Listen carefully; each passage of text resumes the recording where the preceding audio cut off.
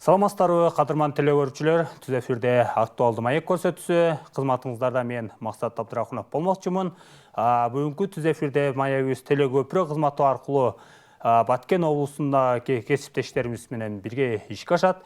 Бүгүнкү көтөрүп талкуулай турган темабыз ирригация тармагынын күнгөй тескейи деген маселенин айланасында талкуу уюштурабыз. Бүгүнкү темабыз өзгөчө, мисалы, бул акыркы жылдары ирригация тармагына, анын ичинде суу чыгаруу тармагына өлкө жетекчилик тарабынан көптөгөн каражаттар бөлүнүп, көптөгөн алгылыктуу иштер жасалды. Аны аткарууда облустук суу чарбаа башкарманын бийлигинин өкүлдөрү кандай иштерди аткарып жатат, мына ушул маселеге көңүлүңүздөрдү бурабыз. Эгерде ушул багыттарда көрөрмандар тарабынан суроолор болсо, биздин студиябызга келген меймандарга экран алдында турган WhatsApp номерлары аркылуу суроо калтырсаңыздар болот. Анда эмесе студиябызга келген меймандар менен тааныштырып өтөйүн. Байыш Акматов, Нарын облустук башкы суу чарбаа башкармалыгынын башчысы. Ошондой эле Баткен облусундагы студияда меймандарыбыз бар, аларды да тааныштырып өтөйүн. Добуталы Ибраимов, Баткен облустук башкы суу чарбаа башкармалыгынын башкы инженери жана ошондой эле ушул эле Баткен облустук башкы суу чарбаа башкармалыгынын суу пайдалануу бөлүмүнүн башчысы Ашырали Амираев агаларыбыз бүгүн студиябызга келишкен. Куш келипсиздер агайлар. Байыш Петрович, мына башында эле айтып өттүк, ушул суу чарбаа тармагына каражаттар арбын бөлүнүп, буюрса мурдагы жылдарга караганда жакшы аракеттер болуп атканы белгилүү. Андыктан быйылкы жылы ушул саат суусун менен дыйкандарды камсыздоодо сиздер тарабынан кандай алгылыктуу аракеттерди көрдүңүздөр, үзгүлтүккө учураган жокму, уюштургандыкта ушул өнөктүктү кандай деңгээлде көрүп алдык? Рахмат, саламатсыздарбы, урматтуу телегөрүүчүлөр, урматтуу дыйкандар. Быйылкы 25-жылды сугат мезгилинде биз даярдыкты өткөн 24-жылдын күз айларынан баштап баштаганбыз. Ошого тиешелүү биздин жазында сугат башталганга чейинки өзүбүздүн пландалган иш-чарабыз бар. Биздин жогорку жетекчилик аркылуу бекитилген. Ошого жараша финансылык каражаттар да бөлүнөт. Анан быйылкы жыл үчүн ошо 93 миллион сом акча каражаты каралган. Капиталдык оңдоо учурдагы ремонт жумуштарын ошо сугатка тиешелүү сууларды берүү максатында.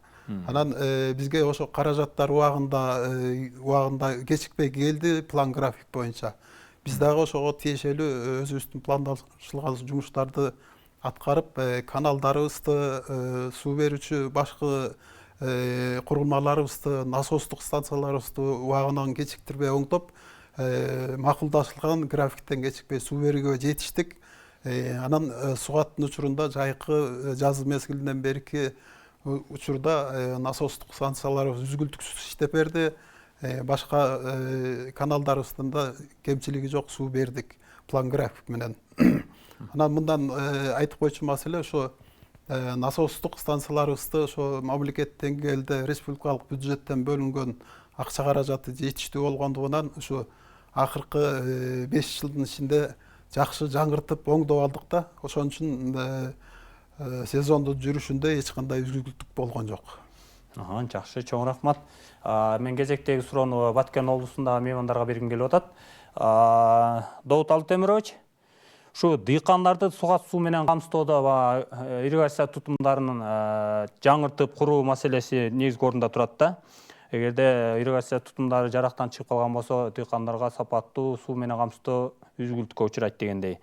Анан сиздерде ушу буга чейин быйылкы жылдары дегендей ушу капиталдык салымдар беренеси аркылуу дейбизби, курулуш тармагында кандай ийгиликтер болуп атат, кандай курулуштар жүрүп жатат? Буга чейин быйылкы жылдары ушу тууралуу маалымат берип өтсөңүз. Туура айтасыз. Саламатсыздарбы? Мына быйылкы жылда бизге жазда тала жумуштар каналдарды оңдоо боюнча 15 апрелге чейин 24 жылдын ноябрынан 15 апрелге чейин ушу каналдарды, насос станция скважиналарды капиталдык ремонттон чыгаруу боюнча пландыгда 60 миллион акча каралып, 25 жылдың 15 апрелінде каналдарды насостарды толық менен бүтүрүп, дыйкандарга каналдардан, насостук станциялардан суларды мана бүгүнгө чейин берип келүүдөбүз.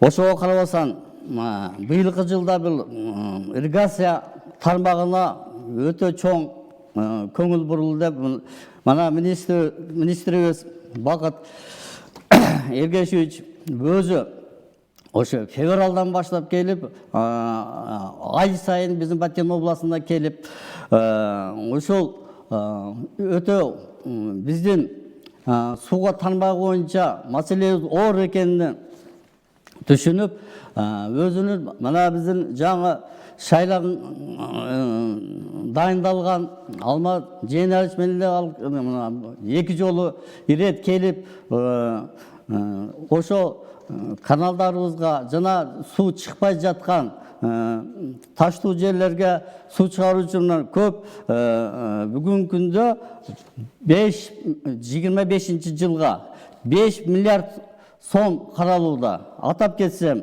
реабилитация БДР боюнча мына Кадамжай району боюнча бүгүн мына сыйымдуулугу 1,5 миллион, планда 8 миллион сомдук каралды 25 жылга. Буюрса 26 жылы бүтөт БДР.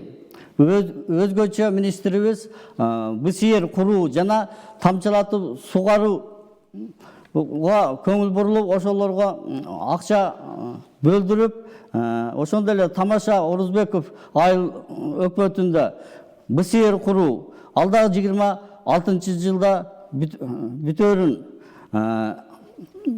билдиребиз. Лейлекти айтып кетсем, Бабыл, БДР, Карамойнок, ошолорго да акча каралып, бүгүнкү күндө 30 миллион акча каралып. 26 жылда бүтөрүп, дыйкандарга суу берүүнү пландаштыруудабыз. Анан эң көйгөйлүү жана бизде Лейлек районунда Акынесте деп Тажикстандын Каракум водохранилищасы көлүнөн алып 4 баскычтуу. Ар бир насос 1,5 кубтан суу айдайт. Ошол мана Союз убагында курулуп, бүгүнкү күнгө чейин 3 айылды сугарып, 3111 гектар жер машина решение менен сугарып келүүдө. Өтө кыйынчылыкта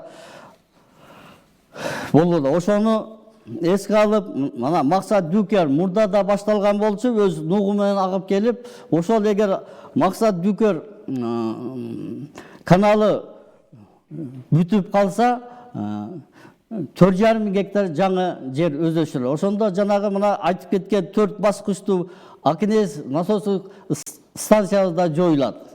Ошого да көңүл булуп, мына быйылкы жыл 25 жылга 330 миллион акча пландаштырылып, бүгүнкү күндө туннелдин бүтүү иштери жүрүүдө. Баткен району боюнча айтып кетсек, реконструкция Ершес каналы, ага да 32 миллион быйылкы жылда акча каралып, азыр долбоорлоо ишини жүрүүдө. Андан тышкары строительство ири суу бирлик, бул дагы 44 миллион акча каралып, Кадамжай районунун эми курулуу иштери башталууда. Ошондой эле строительство башкы суу алуу түйүнү Каракол каналы, бул быйылкы жылда 17 миллион акча бөлүнүп, мына бүгүнкү күндө 250 метр турбасы ташылып келип, ошол бүтсө, мына октябрдын аягында бүтүрүү алдында турабыз.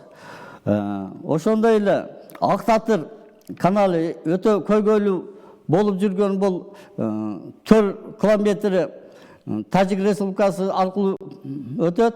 Ошондагы жаңы долбоор иштерин жүргүзүп, бүгүнкү күндө долбоор иштери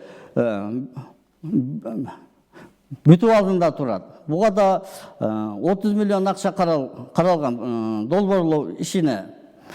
Дагы айтып кетсек, Баткен районунан станция Кызыл Бел боюнча бул дагы эгер жаңа насос станция куруп 500 гектар жаңа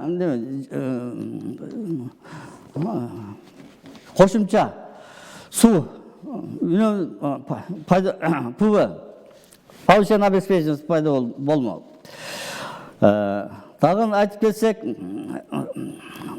бүгүнкү күндө мына 200 гектар жерге тамчылап сугаруу боюнча бүгүнкү күндө Баткен району мындан өкмөт 4 кыл айыл өкмөтү бүгүнкү күндө азыр документация иштерин жүргүзүп атат.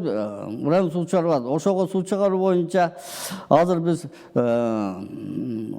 айыл өкмөттөн Дружба насостун станциясы скважинасын такыр иштебей калган экен, ошону өзүбүзгө өткөрүп алып, ошону пайдаланып 200 гектар жаңы тамчылап сугаруу пландаштыруудабыз бүгүнкү күндө. Ошондой кадам жайга да 200 гектар тамчылап сугаруу боюнча 20 миллион акча бөлүнүп, бүгүнкү күндө 2 скважина бүтүп алдында турат. Ошентип мынан бардык область боюнча 4 миллиард 900 миллион сом акча каражаты 25-жылга пландаштырылды. Муну жыл аягында толугу менен өздөштүрүү деген аракетте жүрүүдөбүз.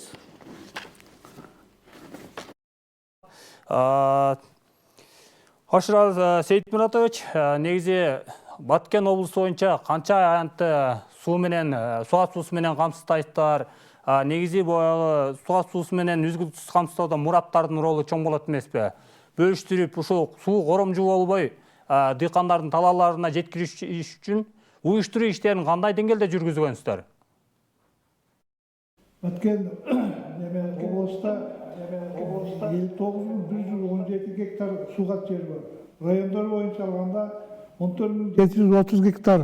Баткен районунда, Казамжай районунда 29.954 гектар, Лелек районунда 14.430 гектар.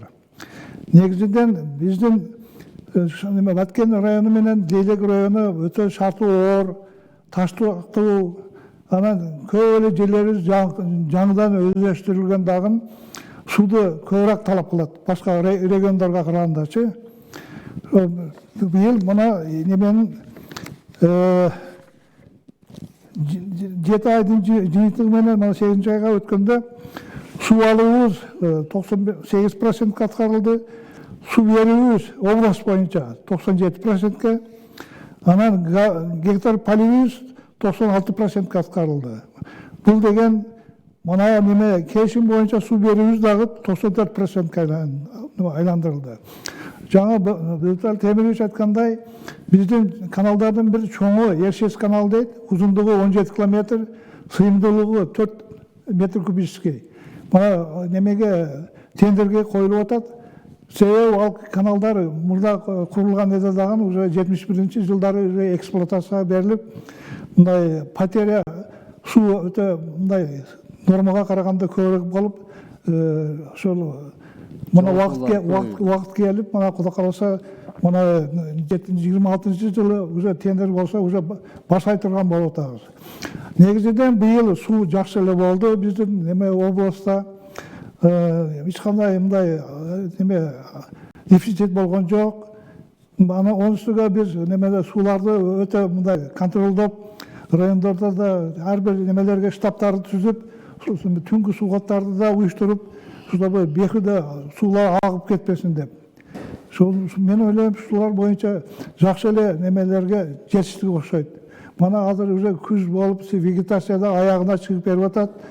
Көлдөгү суубуз былтыркы жылга караганда почти 18 миллион кубка чамалап көп болуп, эконом кылып калдык да, мындай айтканда. Буларды эми эртең күздүктөрдү нымтоптоо, уларды неме суу койгон мезгилде арасынан керегинче пайдалансак болот. Биздин каналдар көбү негизинен эскирип калган. Төрткү суу сактагычы сыйымдуулугу 90 миллион, полезный объему 75 миллион.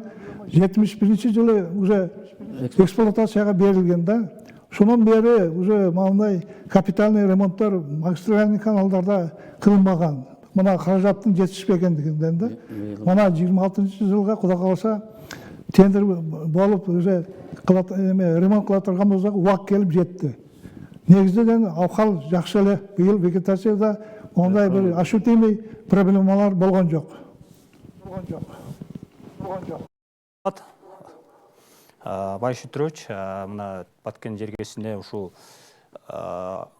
ирригация тармагындагы жаңы курулуштарды айрыкча идей долбоорлор ишке ашыруу максатында 5 миллиард сомдон ашык каражат бөлүнүп, чоң жол жумуштары жүрүп жатат деп эмеле кесиптешиңиз сөз кылып кетти. Бизде дагы ири каражаттар бөлүнүп, чоң долбоорлор ишке ашып атканда, кайсы ири долбоорлор иш бизде башталды, дагы планга кайсыларды киргизүү багытында аракеттер көрүлүп жатат? Бизде Нарын облусу боюнча азыркы учурда ошо мамлекет деңгээлде кабыл алынган программалар боюнча 3 чоң курулуш жүрүп атат.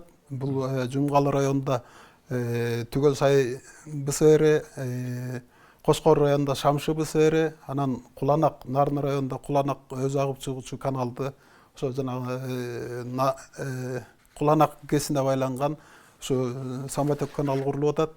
Чоң курулуштардан. Бул ошо 17-жылдан 26-жылдарга чейин мамлекеттик программанын ичиндеги, анын ичинде ошо биздин Нарын облусу боюнча 9 долбоор бар. 9-дун ошо 3-ü азыркы учурда курулуп атат. Буга чейин Жумгалы районунда дагы 2 БСРдин курулушу бүткөн, ишке берилген. Анан мына жакын арада дагы курула тургандардын ичинде Актала районунда Жамандаган долбоору, Алабуга суусунан сугатка суу алуу долбоору, Терек сай БСРин куруу маселеси, Атбаш районунда Ичке Ташырабад БСРин куруу маселеси, анан Нарын районунда 10 арча Саматөк өзү агып чыгуучу каналдын курулушу эмдиги жылдардан пландашылган. Актала районунда Куртка БСР дагы ошо жакынкы аралыкта курулчу БСРлердин тизмесинде туруп атат. Андан сырткары капиталдык салым беренеси боюнча Жумгалы районунда, Кошкор районунда дагы жакынкы келечекке коюлган чоң курулуштар бар.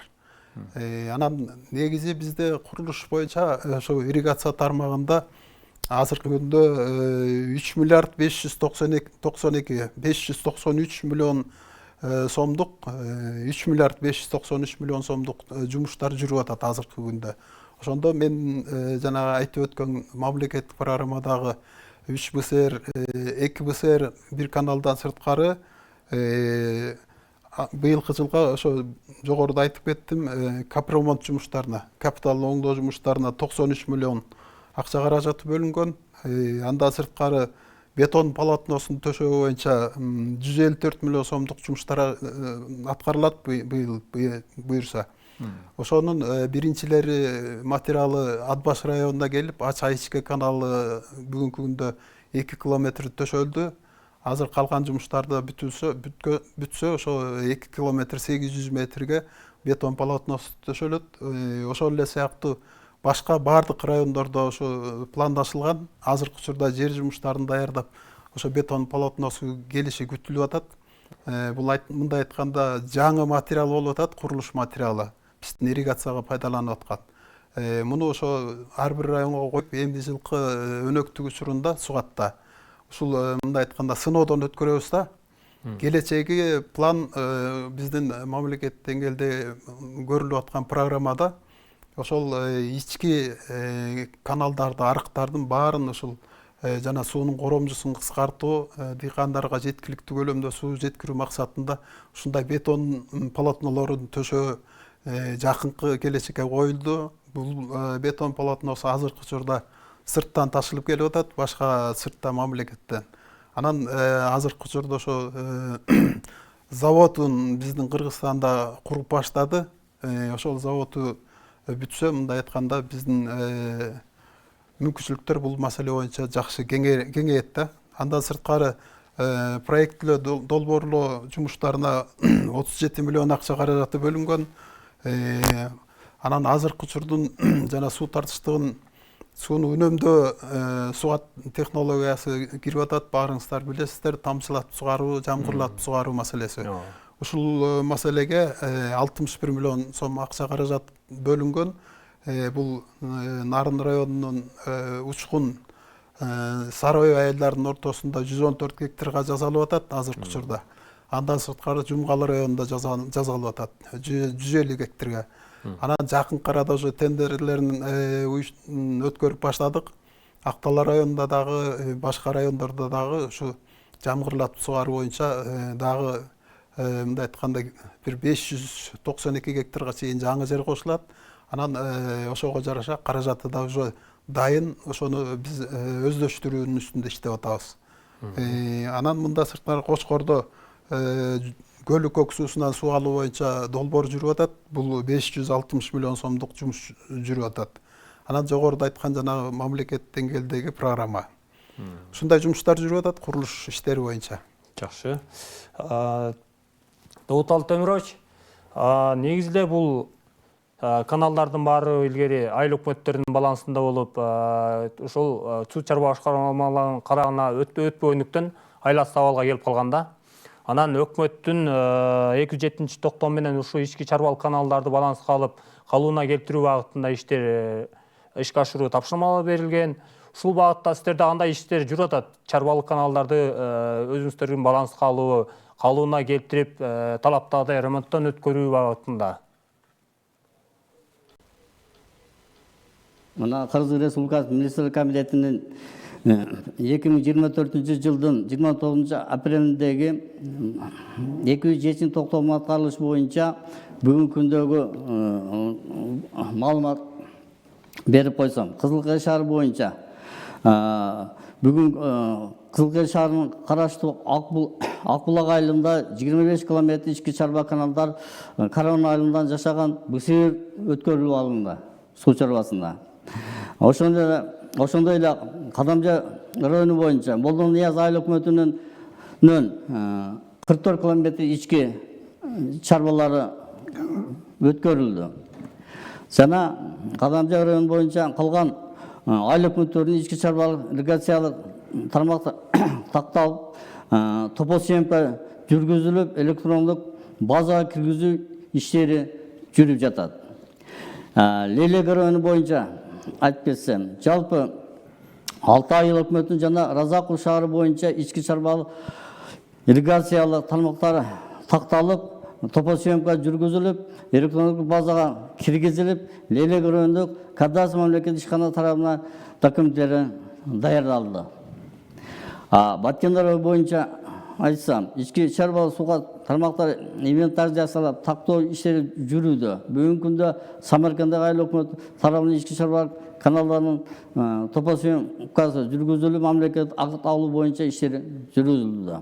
Жалпы Баткен облусу боюнча 69,43 километр ички чарбалык суу каналдары жана бир дана Бысыр Кадамжа райондук суу чарба башкармасынын карамагында өткөрүлүп, алуу боюнча иштери жүрдү. Бул эле токтоп калбастан, себеби бизде суугат иштери апрель айында башталганына байланыштуу, биз мына күзгө суу уже бүтүп калды. Мындан ары мына декабрь өзү срогубуз декабрга чейин болгон. Декабрга чейин толук айыл өкмөттөрдөн ички каналдар, насостук скважиналарды алууга биз толугу менен аракетибизди, күчүбүздү жумшайбыз.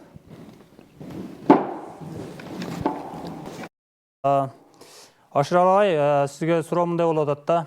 Азыр эле баша айтып өткөндөй, тамчылатып, жамгырлатып сугаруу аркылуу ушул кайрак жерлерди өздөштүрүү багытында аракеттер жүрүп жатыптыр.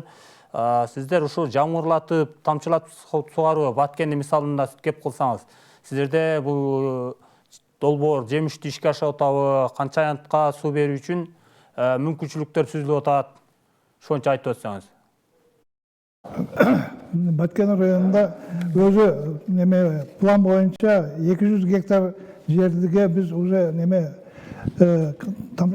кабельный орошениеге өткөрүшүбүз керек болчу. Бирок мына жерди өткөрүп алуу бизге көбүнчө мына проблема болду дагы. Мына азыркы күнгө чейин уже бар болгону уже 59 гектар жерди гана алышка успеть эттик да. Аландагы ушундай мындай алиги кайрак жерде бизге ошондой жерди берип ататтар өзү. Чынындачы освоить этип суунун мына дефицити болгондугу байланыштуу. Ошондой жерлерди өздөштүрсөңөр суулуу жери өзүбүз деле эптеп алабыз депчи. Ошого мына төрткүл суу неме айыл өкмөтүнүн неме территориясынан 59 гектар жерди уже комплектовать этип болуп калдык уже.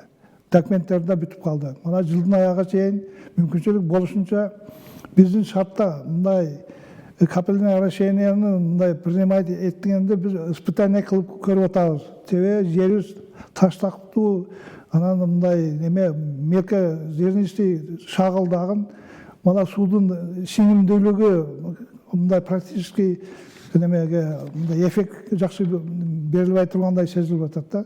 Мына 59 гектар жерге көчөт отургузулуп эл көрөбүз кандай жакшы өнүп кете турган болсо, калган дагы 140 гектар уже Кудай кааласа аягына чейин чыгабыз. Негизинен ушул Лейлекте да почти 200 гектар жер ойта да болуп калды. Калажайда 200 гектар жер уже скважиналары булут этилип, уже немелер ограждениялар тосулуп, уже монтажный иштер жүрүп атат. Алар дагы мына жылдын аягына чейин уже неме эксплуатацияга тапшыраттар. Облус боюнча ошондой значит 469 гектар жер уже мындай өздөштүрүлдү десек туура болот да. Шул мен айтканым, ошо капельное орошение. Калган жагы бизде каналдар бүт инженерный строительство 86 километр бешкос каналдар бул ошо төрткүл суу сактагач менен бирге курулган. Азыр мына уже частичный уже капитальный ремонттор башталып атат. Себеби потеря барган жылдан жылга уже каналдарда көбөйүп атат. Суудун жоготулушу. Муну уже биз да түшүнүп, ошол планга кошуп жазып атабыз. Уже неме планга кирди мына Эршит каналы. Ошол менин айтканым. Учурда ушул негизги маселе ушу нын топтоодагы ушу суга суунун үнөмдөп жазында убагында баягы жерди иштетүүгө мүмкүнчүлүк түзөт деп адис катары сиздер айтып келесиздер. Нарын облусунун аймагында нын топтоо иштери кандай жүрүүдө? Буга чейин бул практика ишке ашып келгенби? Кайсы аймактарда жакшы жүрдү ушул боюнча айтып өтсөңүз. Сугаттын өзүнүн эрежесинде негизи нын топтоо сугаты сөзү жүрүшү керек да. Күзгү, жазкы нын топтоо сугаттары жүрүп, андан кийинки өнөктүк учурда сугаттар кетиш керек. Бул маселе өтө сугат маселесиндеги, суу пайдалануу маселесинде эң чоң маселе. Себеби тиги ошол учурдагы суулар коромжого кетпешкен. Анан бул маселелер боюнча биздин министрлик кабинетинин төрагасынын орун басары министрибиз Бакыт Эргешевич дагы эрте тапшырма берип, тапшырма берип, өзү түз байланышта болуп көзөмөлдөп атат бизди азыркы учурда. Анан биздин өзүбүздүн түздөнчү жетекчибиз Суришстоо кызматынын директору Алмаз Женалиевич да контролдоп атат, тиешелүү буйругун чыгарып бизге тапшырма берген. Мындан сырткары ошо жергиликтүү маселелерди жергиликтүү бийлик менен иштешүү жолунда биздин президенттин Нарын облусунда өкүлүнүн биринчи орун басары Руслан Жайлыбекович да өзүнүн буйругун чыгарып, иш чара кабыл алып, райондорго, акимдерге, айыл өкмөттөргө чейин так тапшырмасын берип, азыр уже сугат иштери башталды, көзөмөл даана жүрүп атат. Ошол азыркы учурда биздин Нарын шартында Ат башы райондо 700 гектар сугарды, калгандары да жаңы сугарып баштап атат. Бул боюнча биз так маалыматты берип, байланышты тиешелүү отчетторубузду берип турабыз. Анан ушул ишти жакшыртуу максатында биз райондор менен айыл өкмөттөрдүн деңгээлине чейин биз жана WhatsApp группасынан Руслан Жайлыбековичти баштап кошуп, облустун тиешелүү жетекчилерин, анан райондун жетекчилерин, акимдерди, жана агрардык өнүктүрүү башкармалыктын жетекчилерин, айыл өкмөт башчыларын ушул группага түз кошуп, түз байланышка чыгып, тиешелүү иштин жүрүшү боюнча маалыматтарды алышып берише атабыз. ушул жерде жакшы уюштулуп аткан жерде да көрүнүп турат. Кичине кемчилик кетирип аткан жери болсо да көрүнүп турат. Ошон үчүн ушундай группа түзүп алып, биз ушул маселеге көбүрөөк көңүл буруп атабыз. Анан азыркы учурда ошо телегөрүүчүлөргө, дыйкандарга маалымат катары айтып койчу маселе тариф маселеси. Мамлекеттик жанагы ирригациялык тармактардан берилген суулар 1-чи анан 4-чү кварталда акы алынбайт да, бекер берилет. Насостук станциялардан дагы, башка каналдардан дагы. Ошон үчүн дыйкандар туура билип, түшүнүп, ушул маселеге жакшы көңүлдөрүн буруш керек. Себеби мына азыркы учурда сугарып койгон жерлери жазында айдоо ишине даяр болуп калат. Көп жылдык чөптөрүн биздин шартта тойт эмеспи? Көп жылдык чөптөрүн сугарып койсо, жазында аба ырайы салкыныраак болуп суу келбей аткан учурда алардын чөптөрү өсүүнүн үстүндө болот. Кийинки дыйкандарга тоскоолдук болбойт дегендей. Ошон үчүн сугат маселесинде көп ушул күзгүнөн топтоо сугатында бир дыйкандарды алдыга жылдыра турган бир жакшы шарттар бар. Ошон үчүн ушу күзгү сугатты кечиктирбей, сууну коромжого учуратпай өткөрүү боюнча биз облустук деңгээлде жетекчилерден баштап айылдык жетекчилерге чейин сүйлөшүп алып, ушул ишти уюштурган үстүндө болуп атабыз азыркы учурда. Ашырал агай, сизге да ушул маселе менен кайрылгым келип атат. Баткен жергесинде нын топтоо өнөктүгүн кандай жүргүзүп атасыздар? Нын топтоо негизде канчалык пайдалуу адис катары айтып өтсөңүз. Бизде Баткен облусунда негизиден Лейлек менен Баткен районунда октябрь айынын 1-чи декадасында башталат нын топтоо. Бирге эле алыгы күздүк эгүү да параллельно ошо боюнча жүрөт да. Кадамжай районунда болсо ноябрдын 3-чү октябрдын 3-чү декадасынан башталат. График боюнча өзү. Анан кылганда нын топтоодо биз ошо графиктерди түзүп, канча күндө сугарылат, канча күндө бүтөт, башталышы, аягы, анан суткасына канча жылдан жер сугарылат деп гектар. Негизиден биздин жерибизде сугат иштери өтө мындай жүргүзүлөт да. Себеби жерлерибиз мына 71-чи жылы водохранилище курулган болсо, мына Баткенде Лейлекте эле ошондой таштактуу жер да, сууду көп талап кылат. Мына влагозарядка поливтечи, ансыз болсо ал шагыл жерлер катып калат да. Ошон үчүн биз жакшы поливти берип туруп, анан кийин бир аптадан кийин уже жер айдоодо параллельно ошону баштай беребиз. Жаңы мен айткандай ошо октябрдын 1-чи декадасында Баткен менен Лейлек башталса, 3-чү декадасында Кадамжай району бекитилет. Негизиден аянт өзү мына Кадамжай районунда өзү 29.954 гектар сугат жери бар да. Баткен менен Лейлекте экөөнү кошкондо почти ошого араң барат. Себеби Баткенде 14.730 гектар, Лейлекте 14.433 гектар сугат жерлерчи.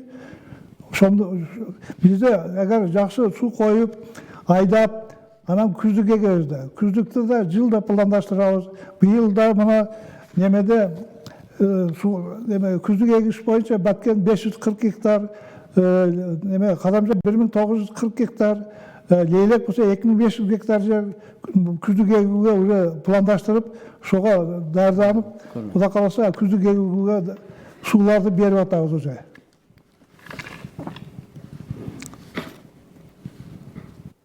Довут агай, мына быйылкы жылдары ушу өлкө боюнча суу чарба тармагынын башкармалыктарына айыл чарба техникаларын берүү боюнча жакшы самалыктар болду. Баткен жергесинде канча техника силерге тапшырылды? Бул техникалар автопаркты жаңыртып, канчалык сиздердин ишти жакшыртканга мүмкүнчүлүк түзөт? Ошол каналдарды ремонттоого канчасын тартып, быйыл алдын ала иштерин дагы жүргүзүп атасыздар, ошондо кошул техникаларды тартуу аркылуу? Туура айтасыз. Быйылкы жылда мына суу чарба тармагына өтө аябай чоң көңүл бурулду десек болот. Только эле мына акча каражаты каналдарды оңдоо түзүү боюнча эмес, бул мына техникалар жагынан дагы жардамдар 24-жылдан баштап көңүл бурулуп, жакшы биринчи мына 24-жылы суу чарба башкармаларына кызматтык машина берилген болчу. Мына февралда оор техника тазалоо иштери боюнча оор техникалар бөлүп биздин облуска 6 дана оор техникалар берилип, ошонун негизинде мына Кадамжай, Лейлек, Батян райондору механикалык тазалоо каналдарын тазалоо жолу менен көп жумуштарды бүтүрүштү. Себеби мурда техника жок эле ошо тазаланбай калып, үстүнөн суу берип, ошентип суудун потерялары көп болчу. Аябай көңүл бурулууда. Мына жакын ортодо өзүбүздүн мына суу ресурстар кызматынын директору Алмаз Зейналиевич мына Баткен облусуна иш сапары менен келип, ар бир райондордун суу чарба башкармалыктарынын мекеме ишканаларына токтолуп, жыйын жыйлап көйгөйлүү маселелерди чечүү маселесинде ошондо айтып кетти. Мына жакын арада дагы райондук суу чарба башкармаларына кызматтык жеңил машина берилерин айтып кетти. Андан сырткары дагы ушу караштырып, дагы оор техникалардан алып берүүнү айтып, анан мына биздин райондук суу чарба башкармалыгы 2000-жылдан бери өзүнүн кеңсеси жок, ар бир жерде арендада отурган эле, ага дагы жаңы имарат куруп берүүсүн өзү айтып кетти. Кудай буюрса мына 26-жылдын башынан башталып ошол имарат курулуп 26-жылы бүтөөрүн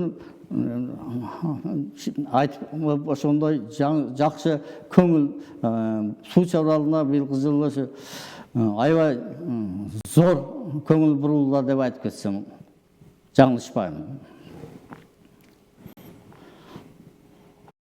Бага кемчилик сөз болбой койбойт.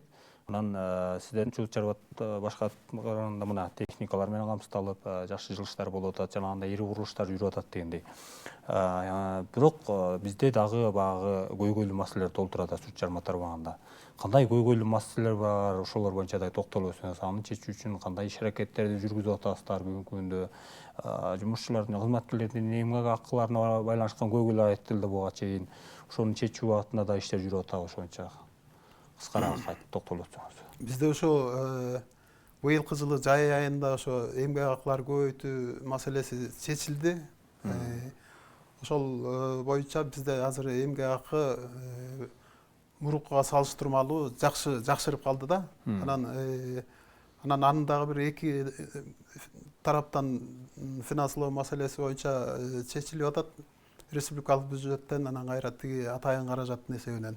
Анан атайын каражат жагын маселесинде биртке кемчилик болуп, ошол жерибизде айлыгыбыз мындай айтканда макулдашылып берилип баштаган айлык толук колго тийбей атат элдинчи. Ушул жерде кичине маселе бар, бирок атайын каражатка акча тыйын түшсө, кайра ушул алас акчалары эсептелинип берилет да. Анан могу суу пайдалануу маселесинде негизги маселелердин бири ошо сууну ашыкча пайдаланган учур болуп атат. Мунун эң негизги маселесинин бири элдер ошо жанагы өздөрүнө тиешелүү үлүш аянттарын жекече ар бир үй бүлө иштеткенден улам чачырандуу болгон үчүн суунун коромжусу ошого жараша көбүрөөк болуп кетип атат да. Анан бул маселени жоюунун эң бир негизги эле жолу жанагы кооперация түзүп, биргелешип иш алып барса, ошол жердеги дыйкандар суунун коромжусу дагы азаят эле, анан өздөрүнүн баягы тиешелүү алчу түшүмү дагы жогору болот эле да. Ушундай көйгөйлүү маселелер бар. Анан мындан сырткары ошо бизге буга чейин техникалар келип атат. Мына өткөн жылкы күзүндө, анан азыркы болуп жана республикалык бюджеттен бөлүнгөн 1 миллиард сомдун деңгээлинде бөлүнгөн каражаттын эсебинен бизге азыркы учурда 13 даана техника алдык Нарын облусу боюнча.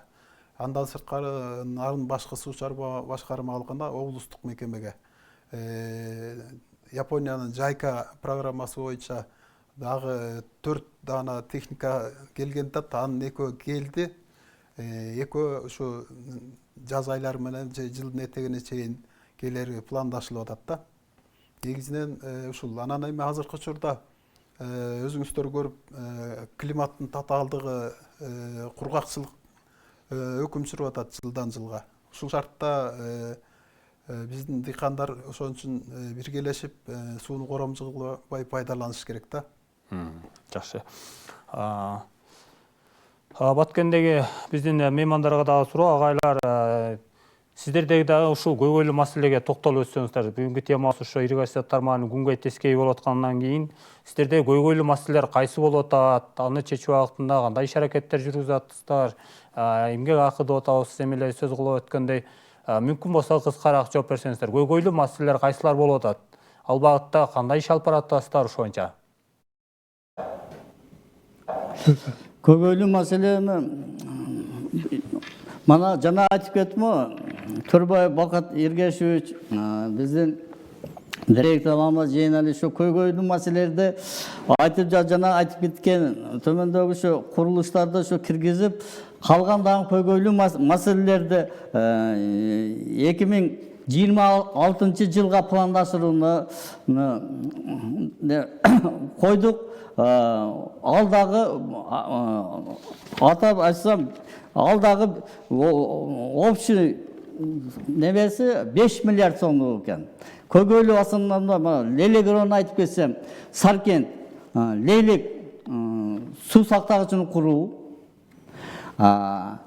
Бизде Баткен районунда мына Боз Адыры барып жакында көрүп келишти. Биздин директор Алмаз Жейналиевич 2 кепкичтүү насос куруп берүү боюнча жаңы массивке, ошондо Актурпак массиви, ал дагы ошо азыр бир насосубуз бар, болгону 500 литр суу айдайт, башка неме. Ошону дагы 3 кубка чыгарып, 2 тепкичтүү 5000 гектар жер освоить этилип, ал жерге баарын тамчылап суугаруу боюнча пландашып туруп атабыз. Ошого окшогон чоң көйгөйлүү маселелер дагы 26 жылга долбоорлоо ишине киргизүүгө макулдук беришти. Чоң рахмат. Бизге бөлгөн убакыт тилекке каршы соңуна чыгып калган экен. Атайын убактыңыздарды бөлүп, ушул көрүүчүлөрүбүзгө бүгүнкү күндө суу чарба тармагында аткарылып аткан иштер, алдыдагы пландар, топтоо өнөктүгүндө жасалып жаткан иштер тууралуу жакшы маек куруп бердиңиздер деген ойдомун. Көрүүчүлөрүбүз дагы сиздердин жүргүзүп аткан иштериңиздерге айрыкча дыйкандар салымын кошуп, ошо сууну коромсуз пайдаланууга өздөрүнүн да салымдарын кошот деген ишеничтебиз. Сиздердин ишиңиздерге ийгилик каалайлык, мындан дагы сапаттуу элди тейлөө ишин жүргүзөрүңүздөр. Урматтуу телекөрүүчүлөр, бизге бөлүнгөн убакыт ушуну менен соңуна чыкты. Кайрадан түз эфир аркылуу амандашканча сак саламатта туруңуздар.